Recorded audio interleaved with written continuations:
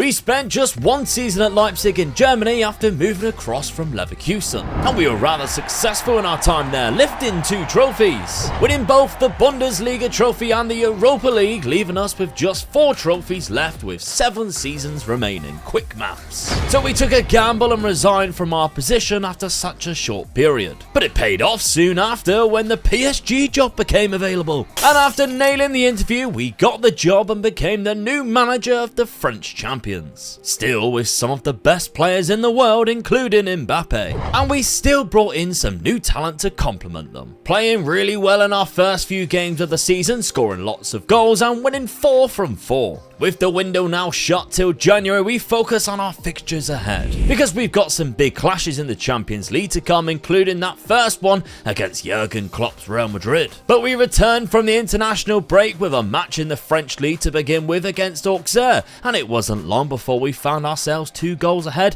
thanks to both strikers getting on the score sheet, but they did respond with a goal themselves from Yuri Alberto. But I wasn't worried at all, and Evan Ferguson scored a second and we won 3-1, which funny enough is the same scoreline in the Real Madrid game. Only this one is a little different in the fact that the team that scored 3 goals and ultimately won the game wore white shirts and called themselves Real Madrid. But I really like bouncing back with a 4-0 win, but you know what's even better than that? Is when you win the next 3 games 4-0 each time. How satisfying. Although what does worry me is that Mbappe missed another 2 penalties in the last match too, after already missing 1 earlier this season, and we aren't even in October yet. We also redeemed ourselves in the Champions League though with a tantalising performance, scoring 5 goals against the old lady of Juventus. Although I will still have words with whoever it was that thought wearing a black away shirt for Juventus was a good idea when we were navy blue, that is a terrible decision. They literally had a bright pink kit that they could have wore, probably Roberto Martinez's choice, who pops up once again. Anyway, it's 8 wins from 8 so far in the league, but Monaco are on our ass and they have been in fine form lately, and Hugo Duro has scored a lot of goals. And it's exactly who we face in October after Marseille as well as Lyon at the end of the month. Well, that isn't a good start. Against Monaco it was a tight game until we won a penalty and I made sure Mbappe didn't take it. He's bloody missed! Damn you, Ruben Neves. Thankfully though, the deadlock was finally broken on the 85th minute thanks to Evan Ferguson, who also put the icing on the cake in the 92nd minute by scoring again. I'll take that. He scored again in the Champions League in the following match against Basel, where we won 1-0 in Switzerland. He also scored in the next game against Metz, in a 2-1 loss? What? Against Lyon, we continued playing terribly and conceded in the 21st minute, but thankfully from our attack, the ball was scrambled across and it landed at Evan Ferguson's feet again to tap in an equaliser. And then Kai Havertz whipped in a free kick in the second half, and Tarasov scored one of the best goals of the season and we snatched a win. So in a month where Mbappe failed to score a single goal, we actually lose 2 matches and yet still stay top of the league, with Lorient being the team currently only 2 points behind, because Monaco have also seemed to hit a bit of a brick wall with consistency. Mbappe scored in the first match of November in a 4-0 win against Salzburg in the Champions League. And we travelled to Lorient next without Evan Ferguson, but Matisse Tel played up front in his place and he set up Mbappe's first, as well as getting on the score sheet himself for the second. He almost picked up a brace, but when the shot was blocked, it was then put in for an own goal, 3-0. Then we dropped 2 points at home to Toulouse. Miracles do happen though, as we finally score a penalty and we send AC Milan home, eating a 2-0 loss in the Champions League. Penalties against us are dispatched with ease. But press the alarm please for the next goal of the season contender, as Evangelista rockets in an overhead kick. And he was crucial in the winner against Lens 2, setting up Højlund, who put it away. Monaco are proving to be difficult to shake off at the top of the league, just 3 points behind us. And we are also doing quite well in the league phase of the Champions League, and the Coupe de France starts very soon in the 9th round. December was weird because we started off smashing Montpellier 5-1, before drawing 0-0 against Troyes. Our opponents in the Coupe de France are Laval in the 3rd tier. Should be a breeze, right? Nope.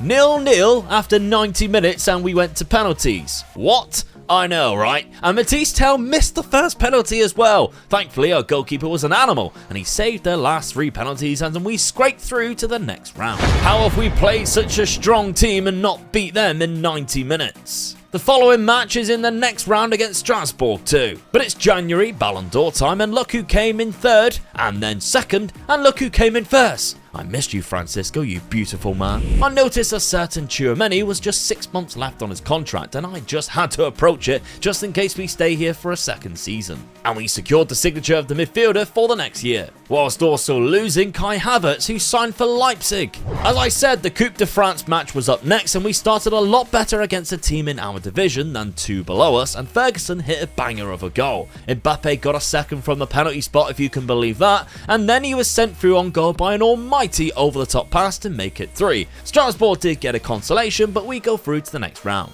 And we continued the good form going into the next 2 league matches, although we did have to rely on a very late Evan Ferguson goal to get the 3 points away to Nantes. But then things got a little crazy in the Champions League, because we beat Dynamo Zagreb 9-0 with 37 shots on goal. And then we trounced Copenhagen 8-0. And Mbappe and Ferguson was really having a field day, scoring 7 goals between them. We calmed it down a bit against Rennes in the league though, only scoring just 2 goals, but the clean sheets kept coming, which I was really pleased with. In the next round of the cup, we had another 3rd division side who, by the way, had some very sexy kits. We didn't need to go to penalties in this one though, although we did score 2 of them in the 90 minutes, but Matisse Tel dispatched both of them away, and we comfortably put ourselves into the next round, winning 6-0. We drew Marseille in the quarterfinals, and we topped both the Champions League and the domestic league so far. The cup match came early into the next month, and it was another dominant performance from our Parisian team, especially from our Irish striker Evan Ferguson. He scored 3 goals in a 4-1 victory and was a class above the rest today.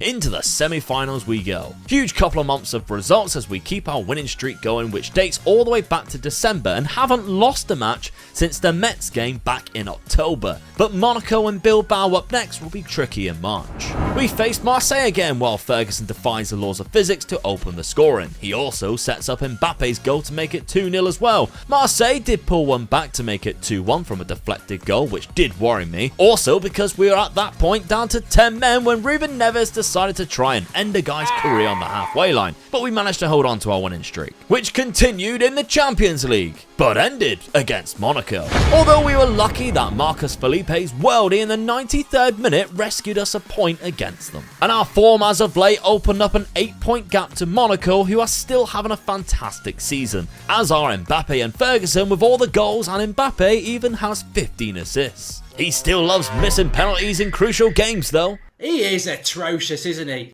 He even almost missed an open goal in the same game to open the scoring in the Coupe de France semi-final.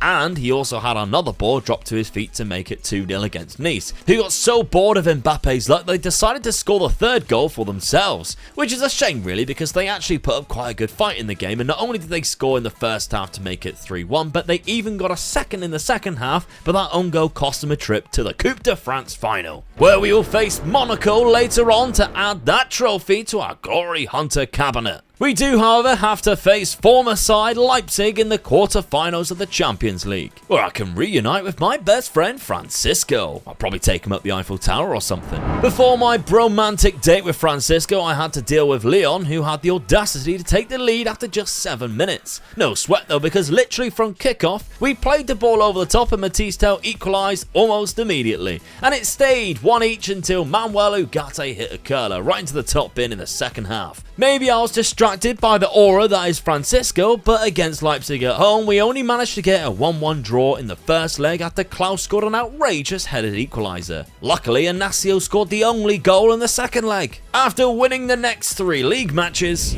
we just needed 1 more to secure the league title, and Matisse Tel put us ahead after just 2 minutes, but Montpellier wanted to spoil the party and they equalised immediately a minute later. Thankfully, Evangelista put us back ahead on the half-hour mark, and Matisse Tel scored an unbelievable free kick to make it 3-1, and our big Irish striker secured the 4-1 win, and we are French champions. Another trophy to add to the Glory Hunter cabinet with 1 left to go in France. But before then, it's Champions League semi-final time, and we find ourselves 1-0 down after the first leg at home to AC Milan, with the second leg coming right before the cup final. In that second leg, Mbappe levelled the tie on the hour mark at 1 each, and he has a chance to make it 2-1 from the penalty spot, which he missed again. Oh, God! Although in the penalty shootout he did score first, thankfully, and Rafael Leao actually missed. And from then on, Milan were chasing us in the shootout, and even though we have a couple of close ones, we win the shootout and go into the Champions League final, which I still want to do well in. And we face Bayern Munich in that final. But it's Coupe de France final time, and our lineup is one of our strongest. The Monaco team are set in a 4-4-2 formation with a very strong midfield of Diomande and Gravenberch. And although they fell away in the league this season, they are still one of the worst teams for us to play in this cup final. And after just 25 minutes and what looked to originally be offside, Evan Ferguson put us 1-0 up. Hold up though, because it wasn't going to be that easy, and a defensive howler allows Monaco to equalise from Hugo Duro.